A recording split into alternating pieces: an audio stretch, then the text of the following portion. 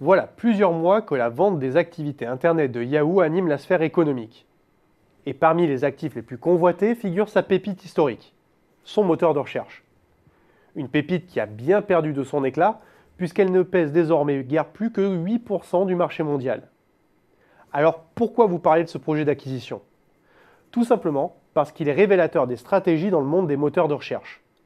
Un monde où les Français sont persuadés à tort qu'il est totalement dominé par Google parce que chez nous, il occupe 93% du marché.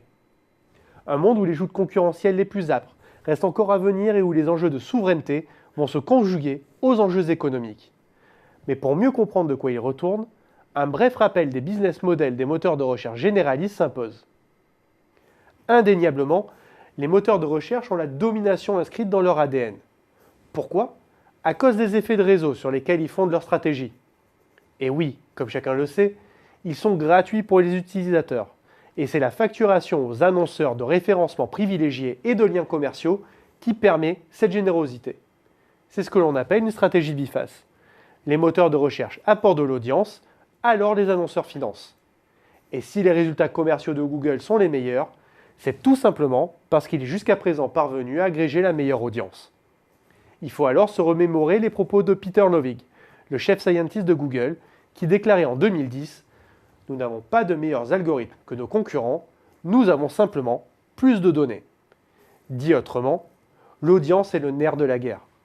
De nombreuses requêtes de recherche augmentent la pertinence des résultats, ce qui attire de nouveaux utilisateurs qui à leur tour généreront des données pour lesquelles les annonceurs sont prêts à payer.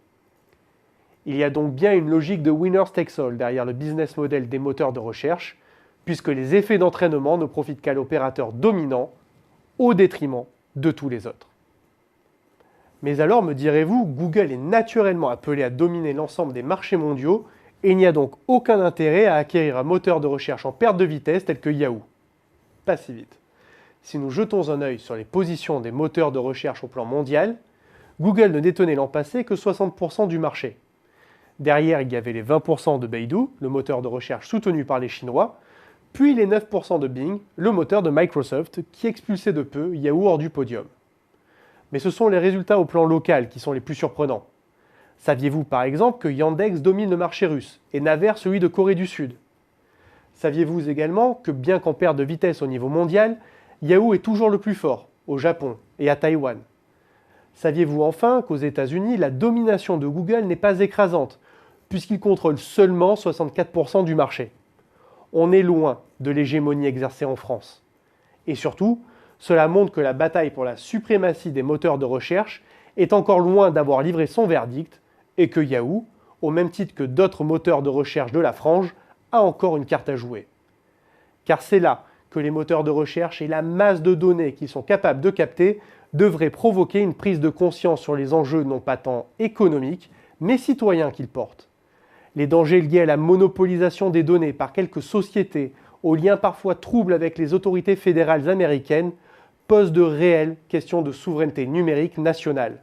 Ce qu'ont parfaitement compris les Russes et les Chinois.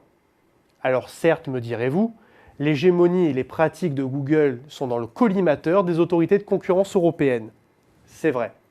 Mais plus que des poursuites antitrust, on attendrait de ces mêmes autorités un peu plus de soutien pour les initiatives de moteurs de recherche plus respectueux d'indépendance et de vie privée. À l'image de Qwant, moteur français lancé en 2013, qui reste aujourd'hui encore à l'état confidentiel. Alors à quand une véritable stratégie européenne du numérique?